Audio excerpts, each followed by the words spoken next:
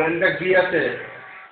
ও আচ্ছা, তা ওই ইয়েটা ছিল ওই একজনের কাছে রেগলাম ছিল, একটা রেগলাম দিল, তাতে কি বমি বন্ধ হয় না কিছুতেই।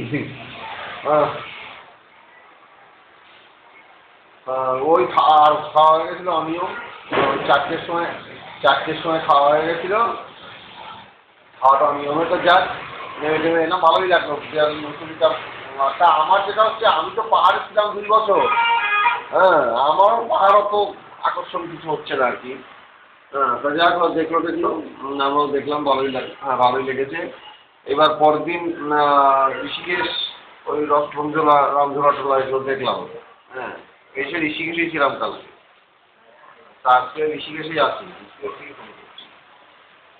তা এখন ইয়ে পাহাড়ে ওঠার ভাবনা টাবনা শেষ হয়ে গেছে। না, ওই বাবারে অত কষ্ট করে কে যাবে পাহাড়ে ওঠা যাবে না। বাবের বাচ্চা, আমি বাবের মা খাও ওই কষ্ট করেও বলতে শীতে আমাদের আছি, ভালো আছি। এখানে একদিন কম আছে।